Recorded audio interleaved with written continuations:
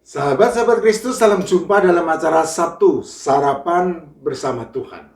Adapun menu sarapan hari ini diambil dari Ibrani pasal 10 ayat 25. Janganlah kita menjauhkan diri dari pertemuan-pertemuan ibadah kita seperti dibiasakan oleh beberapa orang. Tetapi marilah kita saling menasihati dan semakin giat melakukannya menjelang hari Tuhan yang mendekat. Mungkin tidak banyak yang menyadari bahwa sejatinya besok merupakan hari yang sangat istimewa bagi gereja-gereja Kristen Protestan di seluruh dunia. Karena tanggal 31 Oktober dikenal luas sebagai Hari Reformasi Gereja. Tepat pada tanggal inilah di siang bolong tahun 1517, Martin Luther, seorang imam bangsa Jerman dan sekaligus profesor di Wittenberg yang ketika itu masih berusia 33 tahun, menempelkan 95 dalil perlawanan terhadap kesesatan gereja Roma Katolik di pintu depan Castle Church di Wittenberg. Pintu depan gereja di Wittenberg tersebut memang berfungsi sebagai papan buletin kota. Maka di sanalah Martin Luther tegas mengumumkan perdebatan mengenai kuasa serta kemanjuran indulgensia. Berdasarkan kecintaan akan iman dan keinginan untuk menjelaskannya, maka hal-hal berikut ini akan didiskusikan di Wittenberg di bawah pimpinan Martin Luther. Perlawanan Martin Luther terhadap indulgensia, yaitu sejenis surat pengampunan dosa dari Gereja Roma Katolik pada waktu itu, hanyalah awal dari nyala api kebenaran yang terus memancarkan terangnya ke seluruh dunia. Karena sejak peristiwa bersejarah yang kemudian diperingati sebagai Hari Reformasi Gereja, maka Martin Luther mendapat banyak pengikut. Dan ia terus berkarya mereformasi gereja dengan kira-kira 30 karangan sampai tahun 1520. Dan yang paling terkenal adalah ketiga karangan pembaruan utama berisi ajakan kepada kaisar dan raja-raja untuk mereformasi gereja. Sejatinya Martin Luther tidaklah sendirian dalam usaha untuk mereformasi gereja. Karena selanjutnya masih ada tokoh-tokoh lain dari berbagai negara yang juga giat melakukannya di tempatnya masing-masing. Seperti Desiderius Erasmus, Philip Melanchthon, Ulrich Zwingli, dan Johannes Calvin. Itulah sebabnya di kemudian hari muncul ungkapan Ecclesia Reformata Semper Reformanda, yang berarti gereja yang telah direformasi harus terus direformasi. Ungkapan reformis dalam bahasa Latin ini sejatinya tidak pernah dilontarkan oleh Martin Luther, melainkan merupakan ungkapan dari Bapa Gereja Augustinus yang semula berbunyi Ecclesia Semper Reformanda Est, yang berarti gereja harus terus direformasi. Yang kemudian pada tahun 1947 dipopulerkan oleh teolog Swiss bernama Karl Barth yang mengikuti anjuran teolog Belanda Jodocus van Lodenstein di periode tahun 1674 sampai 1678, bahwa gereja seharusnya tidak hanya menjadi gereja reformata atau gereja yang telah direformasi, namun gereja reformanda atau gereja yang terus direformasi. Berbicara mengenai reformasi gereja, tentu sangat banyak hal yang tercakup di dalamnya. Oleh karena itu, supaya tidak melebar ke segala arah, maka muncullah suatu ungkapan yang menegaskan bahwa semangat untuk mereformasi gereja tersebut hanya berfokus kepada kemurnian ajaran yang sesuai dengan firman Allah. Adapun ungkapan itu berbunyi Ecclesia Reformata Semper Reformanda Secundum Verbum Dei, atau gereja yang telah direformasi harus terus direformasi sesuai firman Allah. Bagaimana dengan gereja-gereja saat ini? Apakah juga perlu direformasi? Jelas dengan semangat Ecclesia Reformata Semper Reformanda Secundum Verbum Dei, maka gereja-gereja saat ini juga harus terus direformasi sesuai firman Allah. Khususnya dalam menghadapi tantangan zaman yang diserbu pandemi virus corona.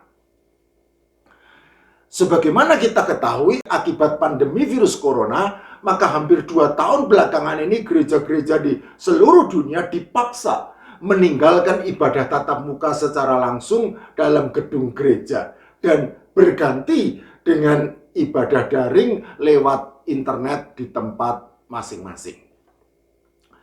Hal ini tentu saja membuat perubahan besar dalam diri para jemaat yang mau tidak mau dan suka tidak suka mulai terbiasa dengan tata cara ibadah yang baru. Tentu saja yang namanya perubahan selalu saja ada yang suka dan tidak suka, karena hal itu adalah suatu keniscayaan. Jadi ada jemaat-jemaat yang merasa tidak nyaman dan kemudian merindu untuk kembali beribadah secara tatap muka. Tetapi ada juga yang justru merasa nyaman dengan ibadah daring lewat internet. Pandemi virus corona perlahan-lahan terus bergerak menuju endemi. Sehingga bolehlah dikatakan bahwa praktis kasus orang-orang yang terinfeksi virus corona sudah tidak mengkhawatirkan lagi. Itulah sebabnya kaum rebahan saat ini kembali bangun dan mulai keluar untuk menegakkan tiang-tiang penyangga kehidupan yang sempat goyah bahkan hampir roboh. Roda perekonomian mulai berputar lancar untuk menafkahi orang-orang yang dulu terpaksa mengencangkan ikat pinggang menahan lapar dan yang sempat sesak nafas karena beratnya beban kehidupan. Kini kembali dapat bernafas dengan lega.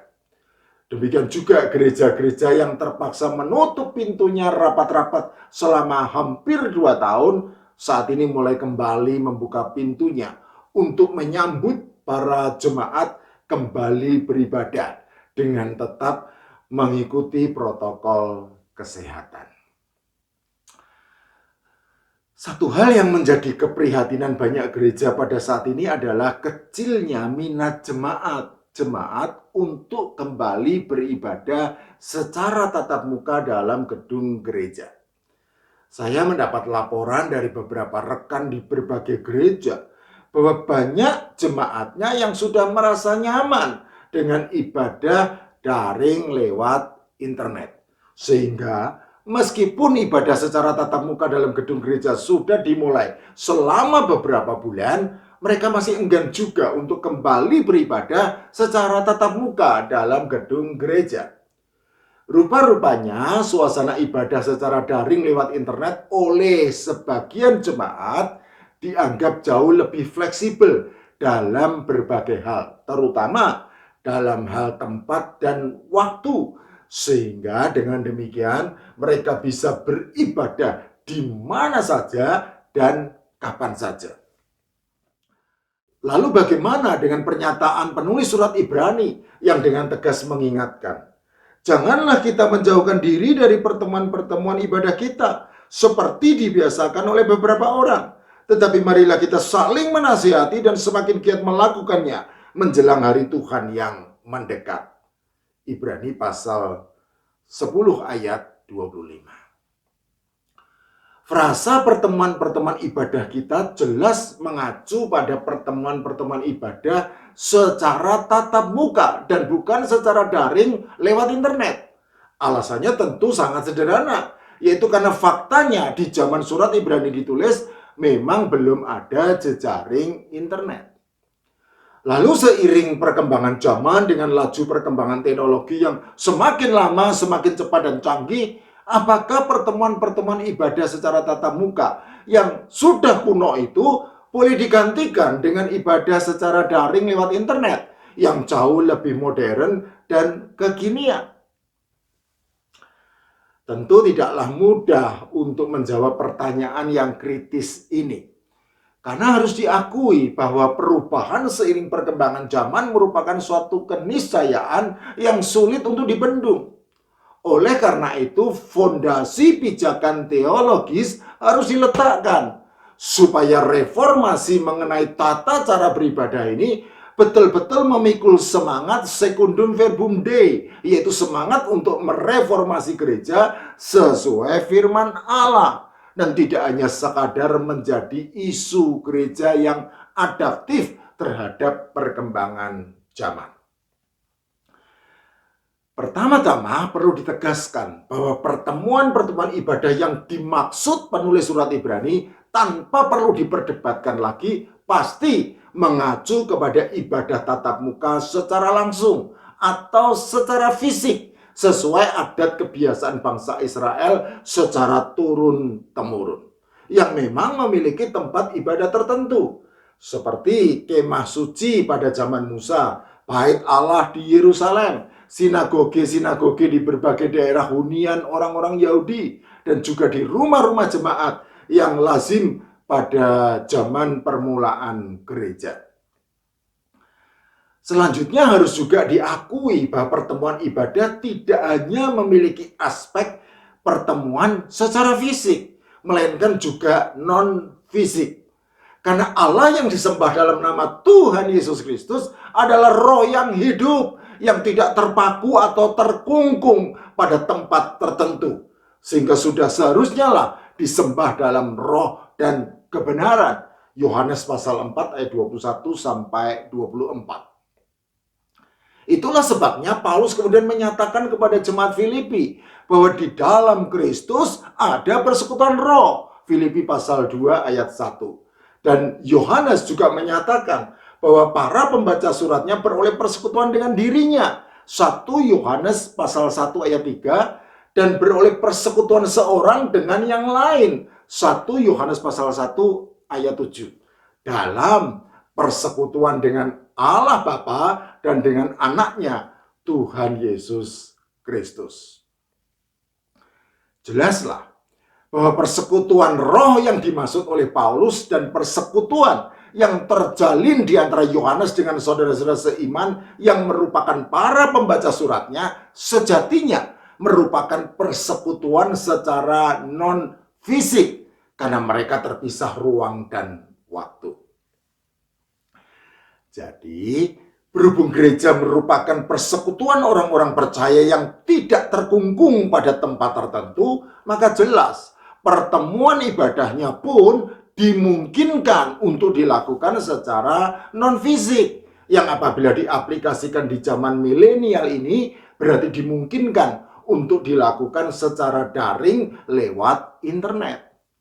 Itulah sebabnya gereja-gereja yang pada masa pandemi virus corona terpaksa menutup rapat pintu-pintu gedung gerejanya bagi para jemaat untuk beribadah secara fisik atau secara tatap muka, kemudian juga terpaksa beralih atau berganti kepada pertemuan ibadah secara non-fisik, yaitu secara daring lewat internet. Jadi jelas bahwa pilihan untuk melakukan pertemuan ibadah secara non-fisik, yaitu secara daring lewat internet, adalah suatu keterpaksaan, suatu pilihan berhubung adanya suatu kedaruratan berkaitan dengan pandemi virus corona yang tidak memungkinkan berlangsungnya suatu pertemuan secara fisik. Faktor kedaruratan yang tidak memungkinkan berlangsungnya suatu pertemuan secara fisik inilah yang membuat Paulus, Yohanes, beserta dengan saudara-saudara seiman di seluruh dunia terpaksa bersekutu secara non-fisik.